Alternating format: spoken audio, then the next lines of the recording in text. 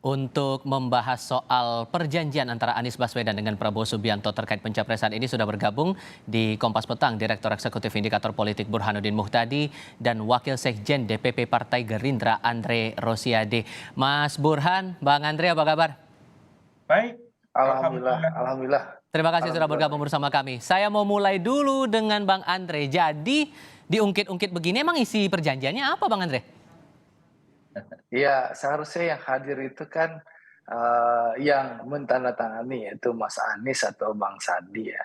Yang jelas sebenarnya kalau kami dari Partai Gerindra fokus kami sekarang bagaimana memenangkan Pak Prabowo. Tidak mau mengungkit-ungkit hal yang lalu. Karena apa?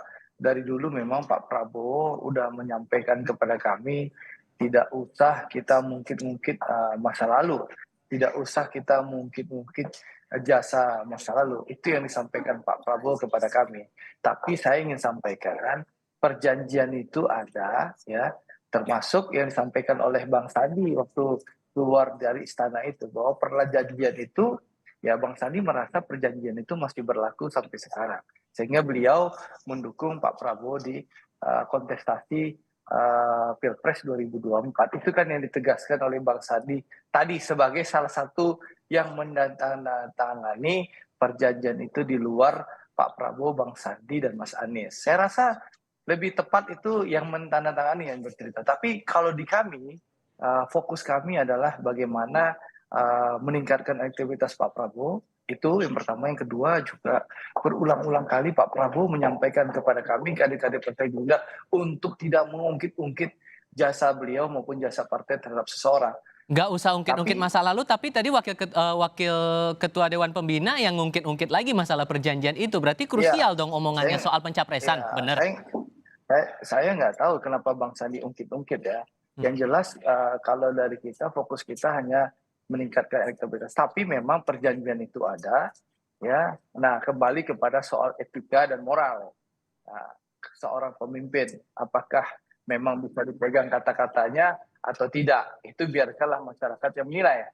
Kalau Gerindra fokusnya hanya satu, bekerja, penuhi aspirasi rakyat, serap aspirasi rakyat, dan eksekusi aspirasi rakyat. Dan juga kami fokus sosialisasi dari kampung ke kampung. Kalau di Sumatera Barat kita dari nagari ke nagari, kita datang dari jorong ke jorong, kita datang untuk mensosialisasikan Pak Prabowo. Dan Salah terus satu isi perjanjiannya, mengeksekusi sorry saya harapan potong Bang masyarakat. Andre, salah satu perjanjiannya Ya, itu apakah ada larangan bagi Anies untuk tidak maju capres kalau Pak Prabowo juga ikut nyapres? ya, yang jelas tadi kan Bang Sandi di rekaman sudah jelas menyampaikan bahwa ada perjanjian yang menyatakan bahwa mendukung pencalonan Pak Prabowo selama beliau masih nyapres, kan jelas dari pernyataan Bang Sandi. Tapi sekali lagi silahkan Bang Sandi yang menjelaskan secara detail.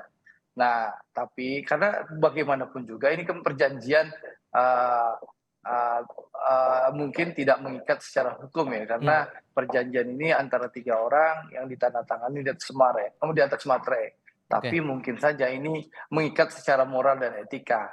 Jadi kalau ada orang yang menepati janji ya silahkan masyarakat menilai bagaimana moral seseorang itu. Itu Oke, aja. nah Mas Burhan gimana tuh ngeresponnya? Ada perjanjian nih, kayak begini nih gimana tuh? Pertama sebelum saya masuk pada hal yang lebih teknis, lebih detail, ini sekali lagi membuktikan bahwa kontrak politik yang ditandatangani oleh aktor politik itu sangat rentan untuk tidak dipenuhi. Dan saya kira Gerindra atau Pak Prabowo bukan kali pertama mengalaminya. Sebelumnya kan dulu pernah ada ya perjanjian batu tulis tahun 2009 ketika Pak Prabowo mendampingi Ibu Mega di Pilpres 2009 sebagai cawapresnya Ibu Mega. Lagi-lagi juga tidak terpenuhi. Nah, ini yang pertama. Jadi perjanjian politik itu sangat rentan tidak dipenuhi karena memang sifatnya tidak bersifat hukum tapi lebih bersifat fatsun etis. Nah, itu yang pertama. Yang kedua, terkait dengan isu ini yang perlu diperjelas adalah pertama, ada atau tidak perjanjian antara Pak Prabowo dengan Mas Anies dan Sandi. Itu dulu, ada atau tidak. Karena kan ini baru satu pihak yang mengklaimnya, yaitu Mas Sandiaga Uno yang mengaku turut menandatangani kontrak tadi. Nah, supaya lebih jelas seharusnya Mas Sandi atau pihak Gerindra itu menunjukkan barangnya ada atau tidak, itu satu. Jadi biar tidak sekedar mengklaim. Yang kedua, kalau memang ada barangnya, isinya apa?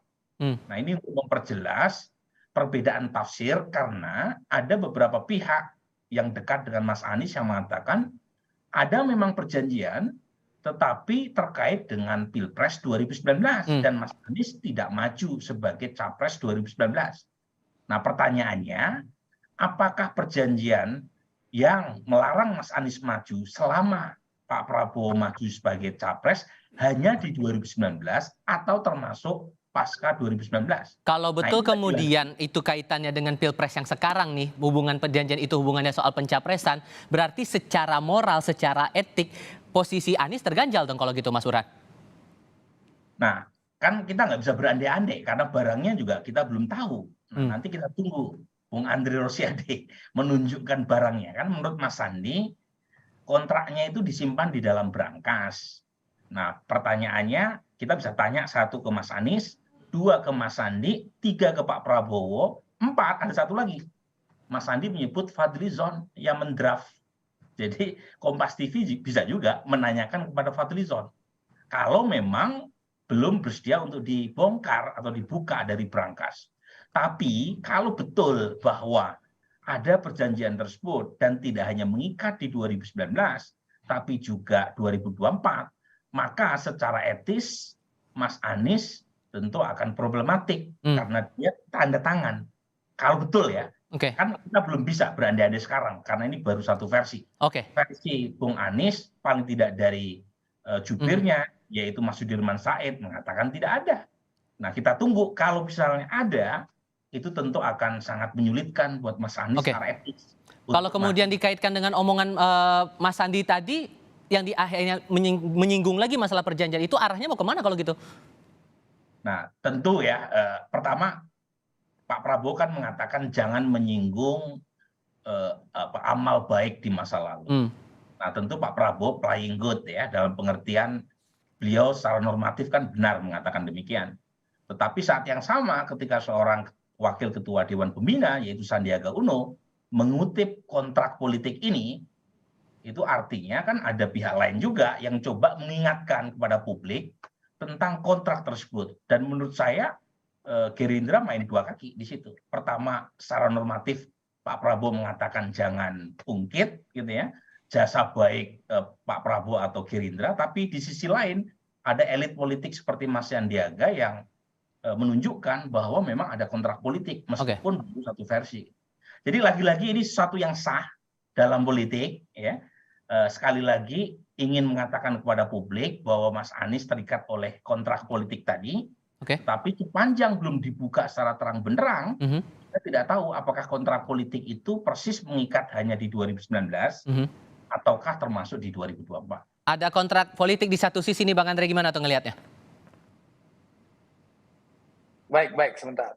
Jadi gini, pertama keterangan resmi dari Partai Gerindra, jadi menjawab main dua kaki Burhan dulu nih.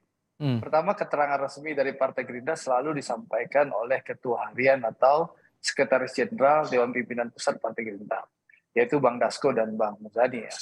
Nah, saya tidak tahu kenapa Bang Sandi menyampaikan hal itu. Mungkin karena beliau salah satu pihak yang berperan ikut mentandatangani, sehingga dalam podcastnya Bang Akbar Faisal, beliau mengeluarkan pernyataan itu. Jadi kita tidak ada pernah main dua kaki, Bung Burhan, karena dari awal Pak Prabowo sudah menyampaikan ke kami, tidak usah diungkit-ungkit. Kalau kami mengungkit-ungkit, tentu barang itu sudah keluar surat itu, Burhan, gitulah. Nah, karena Pak Prabowo melarang, tentu barang itu belum pernah ditunjukkan surat itu. Tapi saya ingin sampaikan bahwa yang ingin saya garis bawahi bahwa perjanjian itu ada dan tidak mengikat tahun 2019 saja. Jadi perjanjian itu selama Pak Prabowo menjadi calon presiden. Itu yang penting Saudara Burhan ketahui. Gitu loh. Dan sekali lagi ini soal etika dan moral saja. Tentu tidak mengikat kepada Mas Anies ya. Tapi, sehingga konsisten Pak Anies akan menepati janjinya begitu? Silakan saja. itu kan tergantung Mas Anies mau menepati atau tidak, itu haknya Mas Anies lah. Ya, apakah Mas Anies secara moral dan etik akan melaksanakan perjanjian itu, sekali lagi itu hak politik beliau. Kami tidak bisa melarang-larang. Silahkan Mas Anies mau nyalon presiden, itu haknya beliau. Mau maju silahkan, itu haknya beliau. Kami tidak ingin melarang-larang, karena pesan Pak Prabowo kepada kami, kita fokus internal saja, fokus serap aspirasi rakyat, dan fokus eksekusi aspirasi rakyat. Itu Oke, Mas Burhan, jadikan konklusi ini semua, gimana tuh melihatnya? Jadi lagi-lagi kalau dari sisi efektivitas, ini bukan kali pertama kontrak politik itu seringkali hanya bertepuk sebelah tangan. Karena sangat mudah buat politisi untuk memberi justifikasi atau semacam alasan, rasionalisasi mengapa kontrak politik itu dianggap tidak perlu untuk dipenuhi. Baik. Dan berbagai macam dalih. Tetapi secara etis, tetap saja kontrak politik tersebut punya efek, terutama buat publik yang menganggap bahwa politisi itu hanya bisa dipegang kalau omongannya seia sekata dengan perbuatannya. Oke, terima kasih sudah bergabung bersama kami Mas Burhanuddin Muhtadi dan Bang Andre Rosiade mewakili Gerindra. Terima kasih sudah berbincang bersama Kompas TV hari ini. Sehat selalu untuk Anda berdua.